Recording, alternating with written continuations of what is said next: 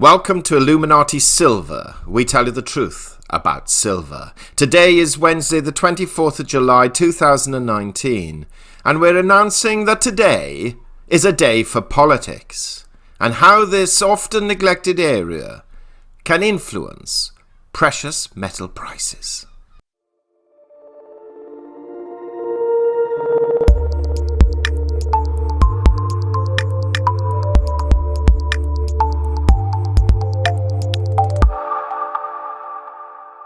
At the time we established our YouTube channel, back in March 2015, there were a host of channels talking about silver and occasionally gold. They focused on these attractive, shiny pieces of metal, emphasized that now was the time to buy, and generally, to be fair, revealed to their viewers new and interesting coins and bars as and when they were released. Our channel was to be something different.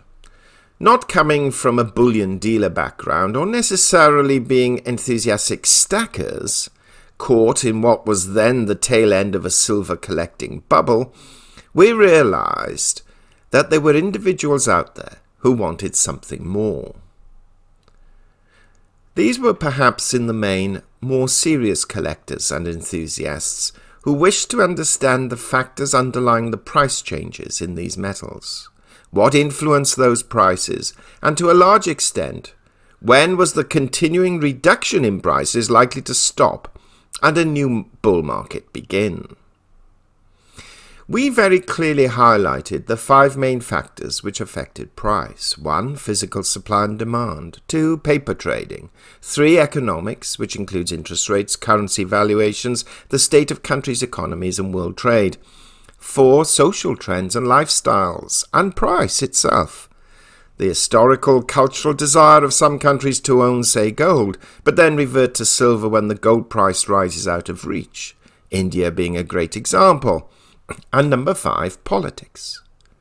Now, we have not included a sixth, which was the one key factor which, according to bullion dealers and pumpers, was virtually the only reason given for price, and that was manipulation, and often cited as government manipulation, whereas we would argue that whilst there is and was an element of that, trading manipulation by greedy traders and in some cases banks were of a greater manipulative effect. Anyway, since our channel became noticed, a number of the channels who existed before us started to copy our model, and more recently a slew of channels have jumped on the bandwagon and are now talking about the same things. The difference, we would argue, is that we are doing so from a position of 40 plus years of knowledge in these fields, and some of the others from merely repeating what the pumpers, with their considerable financial resources, are spewing out day after day. Which is a shame, but that is the politics of this business.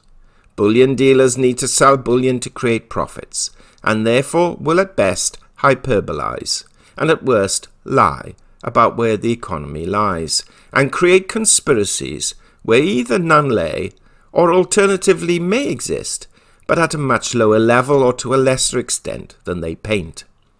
Working on the knowledge that whether it be 5 years or 10 years or 20 years, when they are wrong, that one day they will be right, and then say, "Told you so," regardless of the financial damage they cause to individuals going all in far too early on the expectation of an imminent global financial collapse.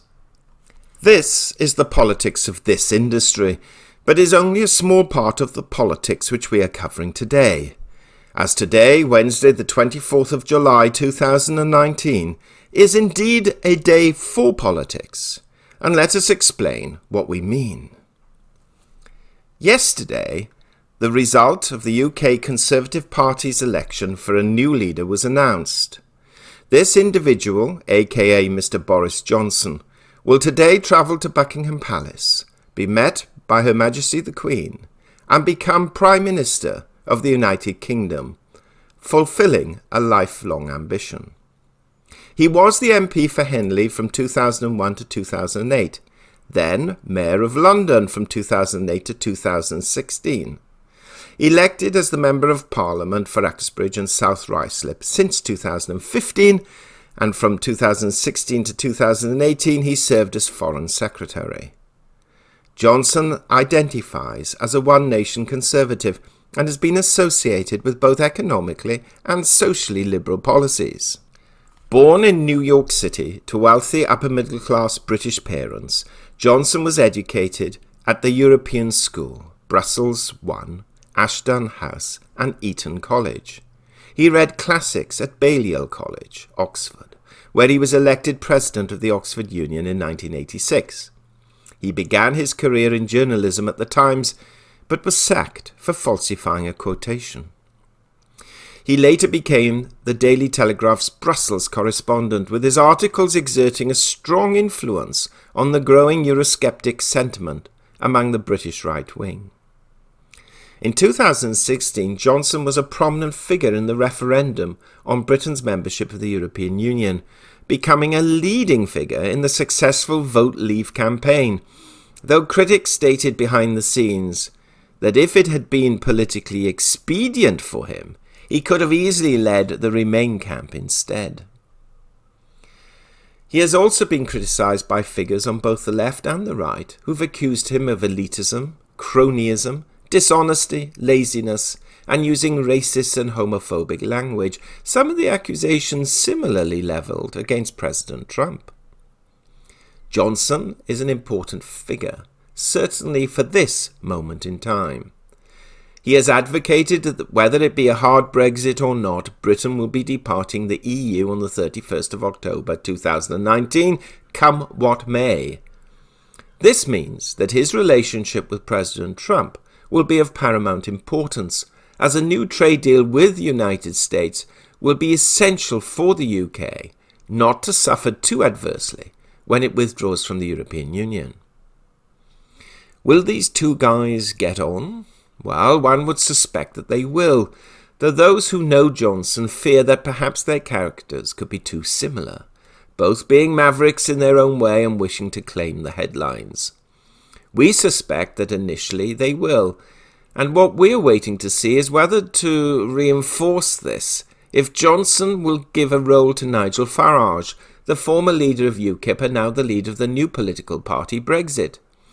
Perhaps Farage will become the next ambassador to Washington, or more likely will attempt to form an electoral pact with the Conservatives to encourage Johnson to call a general election in order to enable the House of Commons to vote in favour of a hard Brexit, as the current maths would not enable such a vote to succeed. We shall have to wait and see. The second major political event, and perhaps the one most interesting to Americans, is the two Mueller testimonies being held later today in front of the House Judiciary Committee and the Intelligence Committee. It appears that Mueller will be accompanied and assisted by one of his trusted assistants, Deputy Special Counsel Aaron Zabely, at either one or both of these committees. Now, this event is arguably going to be the political highlight of the year, or may prove to be a considerable disappointment. Republicans want Mueller to stick strictly to the report and to go no further, and this was further reinforced on Monday when Associate Deputy Attorney General Braden Weinsheimer wrote a letter to Mueller responding to a request for guidance regarding privilege or other legal bars, emphasizing that his testimony, quote, must remain within the boundaries of your public report because matters within the scope of your investigation were covered by executive privilege, unquote. In other words, no going off book. Whereas the Democrats will aim to do all that they can for Mueller to go off book, or at the very least read pertinent parts of the report so that the American public can hear his words, from the horse's mouth, as it were. Now, whether today's testimonies will sway the political mood of the country is unlikely, but for President Trump to lose next year's election, that swaying does not have to be very deep or large. A few percentage points move against the president could be sufficient, but it's still a fair while before the American electorate will have to make up their minds. What is more likely is that today's testimony could provide the excuse to enable the Democrats to instigate impeachment proceedings, but as we stated earlier, it could also prove a disappointment to them. We've also seen this week the US President claiming that he's been asked by Prime Minister Narendra Modi to mediate in the long-standing Kashmir conflict with Pakistan. The Iranian situation, which hovers on the brink of military escalation with both the US and UK, is highly political, and the trade dispute with China both economic and political. All of these factors have a bearing in differing degrees on governmental policies and economic decision-making. If President Trump's political grip strengthens, we can see further loosening of monetary policies in order to deliver a, quote, booming economy, unquote, in time for next year's election. If he plays the situation with both China and Iran correctly, this will add to his success, and any deal made with the United Kingdom can be heralded as an achievement with one of America's closest allies. So to conclude, it's not all about supply and demand, economics or manipulation. Politics too plays an important part in the pricing of precious metals. And just think what could happen if Trump or some other future president instigates policies in favor of some form of gold standard or currency linked to precious metals. Truly a pumper's dream, but one that cannot be ruled out 100% in our world of topsy-turvy politics. We hope you have found this video interesting and informative, and if so, please give it a thumbs up and share it on social media. Please ensure that you have subscribed to our channel and press the bell sign so that you are notified of any future videos. Also, kindly visit our website at illuminatisilver.com, and if you haven't already done so, please subscribe either as a free or paying member for regular email updates and offers. Disclaimer: Illuminati Silver owners come from a background of banking, international wealth management and economics. Having now retired from these worlds, we are not qualified to give investment advice. Therefore, this and other productions must not be deemed to be giving such advice and merely represent the personal views of its owners.